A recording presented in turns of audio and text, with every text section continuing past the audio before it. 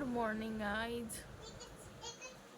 सकाळची सुरुवात झाली आणि आम्ही आता निघालोय बाहेर जायला. थोडं काम आहे. इकडे चालली हिच्या आजोबांसोबत मस्ती.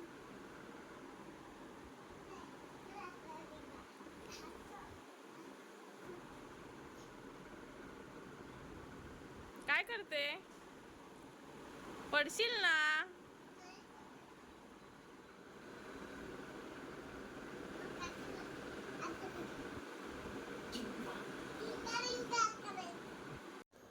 हिला ना असं खेळायला खूप आवडतं, म्हणजे माझ्या मुलीला खूप गोल गोल रिंगा रिंगा वगैरे असं खूप आवडतं. पण त्याच्यामध्ये तिच्या आजोबांना खूप दमवते. आजोबा म्हणजे माझे वडील खूप थकवते.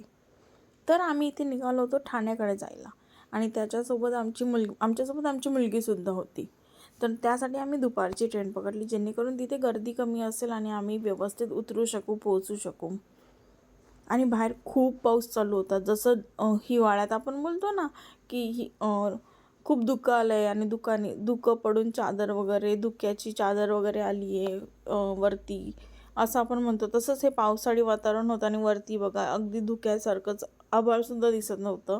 इतकं छान वातावरण होतं त्या दिवशी म्हणजे कधी तर गोकुळ अष्टमीच्या दिवशी आम्ही त्या दिवशी निघालो होतो ठाण्याला. आणि गोकुळ अष्टमीच्या दिवशी आम्ही ठाण्याला चाललो आहे म्हणजे आम्हाला दहीहंडी तर बघायला मिळणारच. आणि दहीहंडी बघायला मिळणार म्हणजे तिथे जे कोणी प्रमुख पाहुणे येणार त्यांनासुद्धा बघायला मिळणार. तर आम्हाला प्रमुख पाहुणे म्हणून कोण दिसलेत, कोणाला बघायला मिळालं आम्हाला, हे मी तुम्हाला पुढे सांगते. तर इतकं छान हे वातावरण होतं त्या दिवशी, खूप सुंदर वाटत होतं ट्रेनमधून.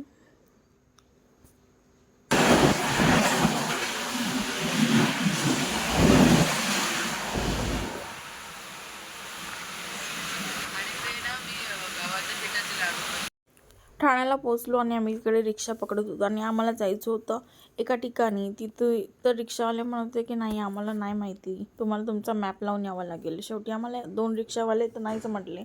मग आम्ही आमचा मॅप लावला आणि या दादाने आम्हाला सोडलं.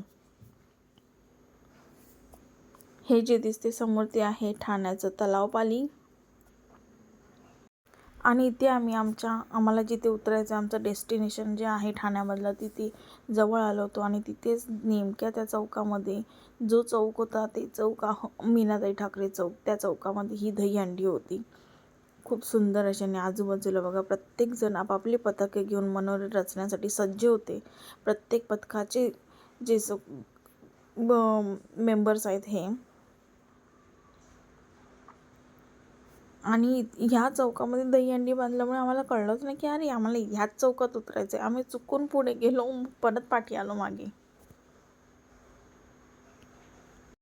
बघा प्रत्येक ग्रुप चालला इकडे, गोविंदा ग्रुप. आणि ही बघा ही आहे ती दहीहंडी.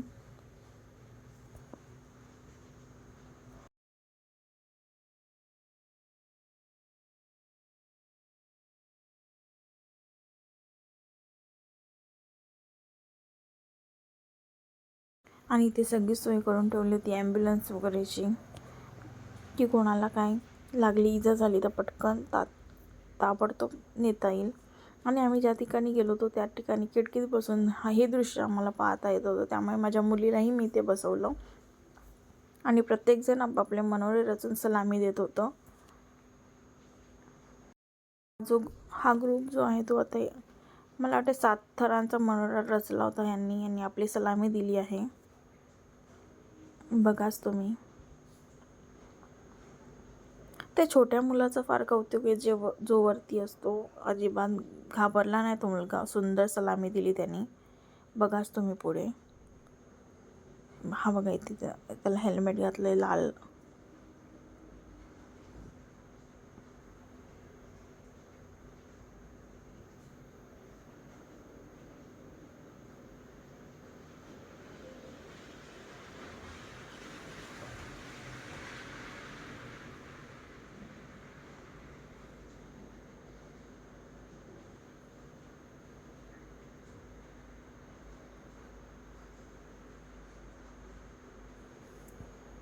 बघा यांच्या धाडसाला खरंच सलाम.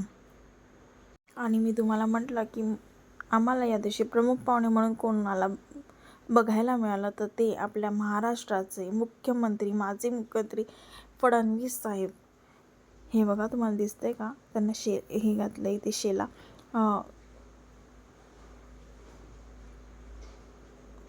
येल्लो दिसतंय का तुम्हाला? मी खूप झूम केलं तरीसुद्धा.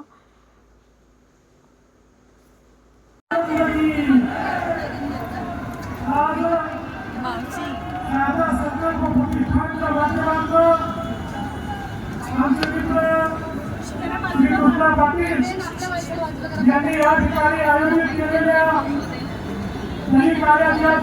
उत्सवाच्या या कार्यक्रमामध्ये